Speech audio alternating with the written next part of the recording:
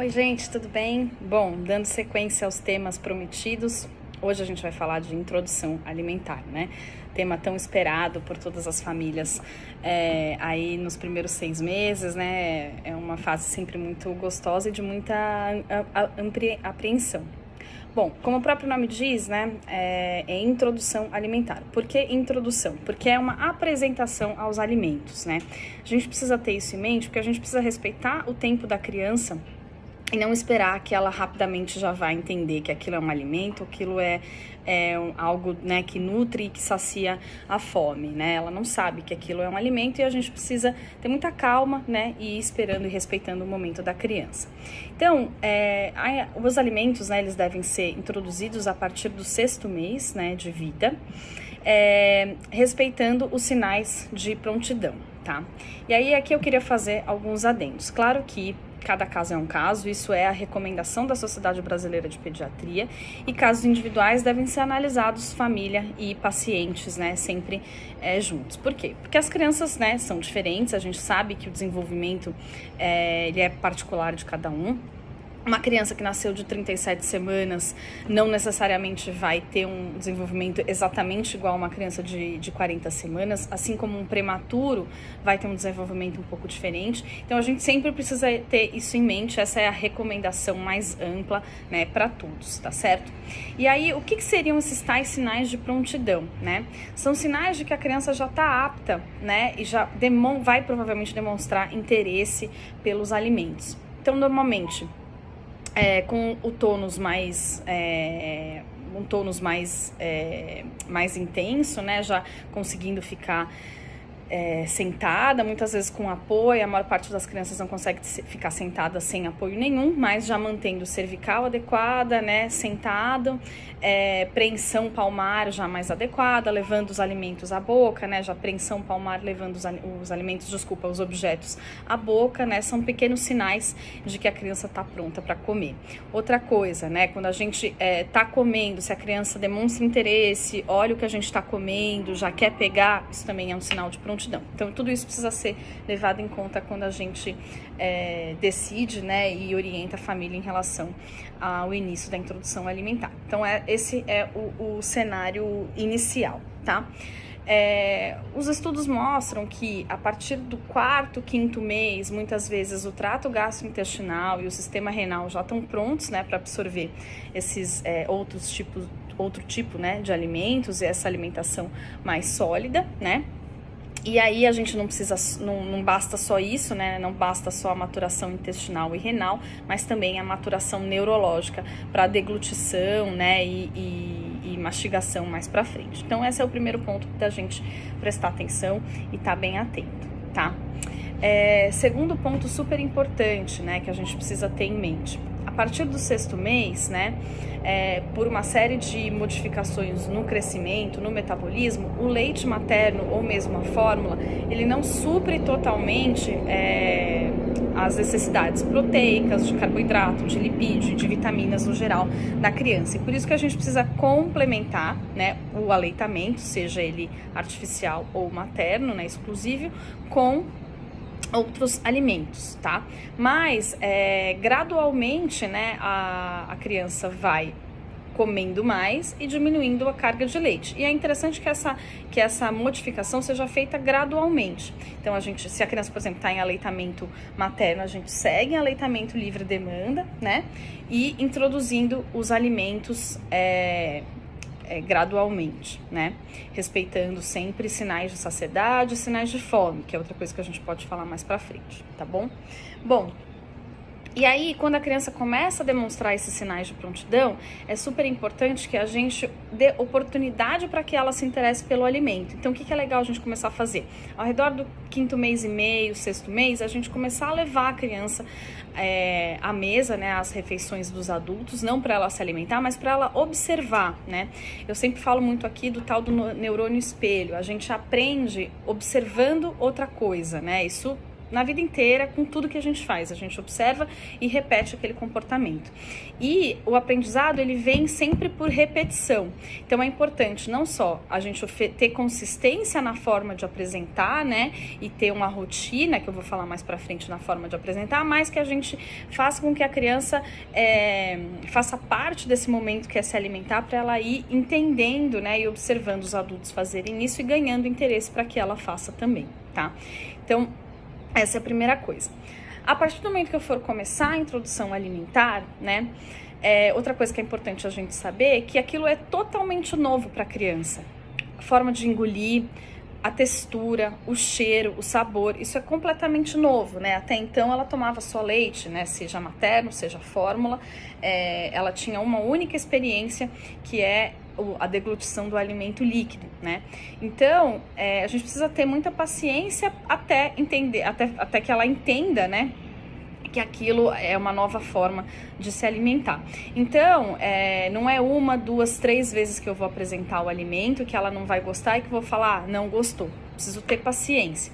Alguns trabalhos mostram que para a gente considerar que a criança não gostou daquele alimento, né, você precisa de uma exposição de pelo menos ao redor de 15 vezes, né?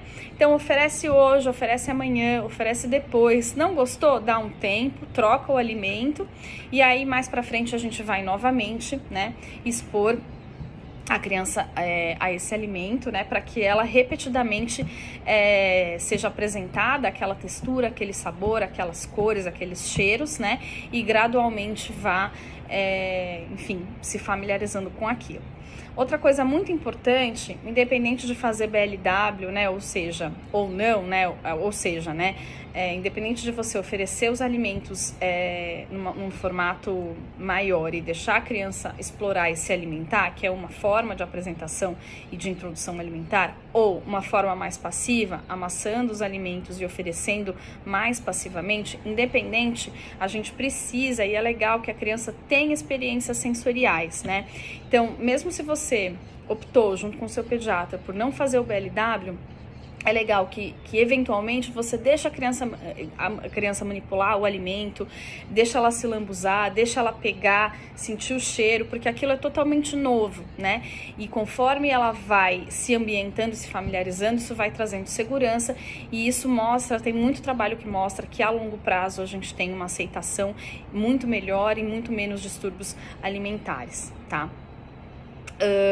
Outra coisa importante, é muito mais frequente por uma questão de papilas gustativas e até pelos sabores, né, que a criança é apresentada até o 6º mês de vida, né? Lembrando que o leite, tem o nosso leite, né, ou mesmo a fórmula, tem lactose, são açúcares, né? Então é muito mais esperado que a criança tenha uma predileção pelos sabores salgados e doces, né, por uma questão de papila gustativa e pelo que ela já foi apresentada. Então, sabores amargos, azedos vão ser mais estranhos, mas tudo bem, né? A gente precisa repetir esses sabores, né, até garantir que eu já apresentei X vezes e que ela realmente não gostou. Outra coisa, a gente não precisa gostar de tudo, a gente precisa ter um cardápio variado, apresentar muitos sabores diferentes, texturas diferentes, diversas vezes, durante bastante tempo, para a gente garantir que essa criança seja exposta maior número de vezes, né, aos alimentos e consiga ter uma cartela, uma possibilidade de cardápios o mais variado possível, né? E não dá pra gente falar em alimentação sem pensar na alimentação da família, né? Então, é importante que a gente sempre converse muito com a família, o que essa família tá comendo, como que é o cardápio dessa família, como é que é quem cozinha, né? Se come frutas, come verdura, como que é o tipo de preparo, né? Se come muita fonte de proteína ou não, quais fontes de proteína. Isso é muito importante, né? Porque não adianta a gente fazer uma alimentação super rigorosa, super quadrada, né? Nos primeiros 6 meses, né, de introdução alimentar, ou seja, do 6º mês ao 1º ano de vida, e depois, quando essa criança já começar a ganhar maior autonomia, se a família não comer bem, a criança também não vai comer bem, né? Pensando aí em médio prazo. Então, isso é super importante também, tá? Outra coisa que eu queria falar para vocês, vamos ver aqui nas minhas anotações, progressão da consistência, isso também é muito importante, gente. Então, aquele conceito antigo, né, de oferecer sopinha, não é legal, né, e tem bastante trabalho científico que mostra que isso prejudica a aceitação, né, e a relação da comida, a relação dessa criança com a comida a longo prazo, né. É preciso que a gente tenha progressão da consistência e que justamente, né, o objetivo não é só nutrir, né, ganhar peso, se alimentar. O objetivo é que a gente ensine eles a comerem, né, de uma maneira saudável, gostar, né, de comer a maior variedade possível de fruta, verdura, proteína, grãos, etc, né, e que a gente também aprenda a deglutição e a mastigação, né. Então, a ideia é que a gente tenha uma progressão na consistência, né, começando com uma consistência mais pastosa, mais consistência de purê. Não é legal nem bater no liquidificador, peneirar, passar no mixer, nada disso é indicado, né? Justamente porque a ideia é que a gente progrida a consistência, começar com uma textura mais de purê, e aí por isso que é legal a gente começar com, por exemplo, frutas mais fáceis de amassar, um mamão, uma banana, abacate, né, que até vão dar mais segurança para a família, né, e mais seguro em termos de engasgo, e que conforme os dentes vão saindo e que a criança vai aprendendo a mastigação e vai se familiarizando com essa deglutição nova, que a gente progrida a consistência. A ideia é que ao redor do primeiro ano de vida a criança já esteja se alimentando aí muito parecido, né, com a alimentação da família, tá certo? Tanto em termos de textura, né, de consistência, quanto também de variedade. E aí é por isso que é interessante a gente também atuar aí no cardápio da família, o que essa família tá comendo, como que são as refeições, né? E para que a gente garanta que essa criança vai ter também uma alimentação saudável a longo prazo, tá? Outra coisa importante, a hora de sentar na mesa não é hora de distração, da gente colocar tablet, da gente ligar a TV, né? Até pensando em outras questões, é muito interessante que pelo menos 2 vezes por semana, 3 vezes por semana, a família consiga ter uma refeição em conjunto, que a gente sabe que hoje em dia na vida corrida nem sempre dá, né? Na pandemia acho que isso se tornou mais frequente, né? Uma das coisas boas da pandemia, digamos assim. Mas é importante que a gente tenha alimentação junto e que a gente preste atenção, né? E goste e sinta prazer em se alimentar, em comer tudo junto, né? A introdução alimentar, eu acho que ela é uma oportunidade muito mais rica, né? Do que simplesmente ganhar peso. Acho que é uma oportunidade de construir uma relação saudável com a comida e sentir prazer em comer bem, porque a gente é aquilo que a gente come, né? Eu acredito muito nisso, sempre falo muito disso pra vocês, tá certo? Então, isso é interessante também. E aí, para que a gente dê espaço para a criança se ambientar com a comida, com as texturas, é importante que a gente não distraia ela, né, com outras brincadeiras ou tablets e etc, tá bom? Bom, gente, acho que para dar uma pincelada em introdução alimentar é mais ou menos isso. Vou deixar também um vídeo que eu já vou colocar para vocês sobre particularidades da introdução alimentar na trissomia do 21, na síndrome de Down, tá?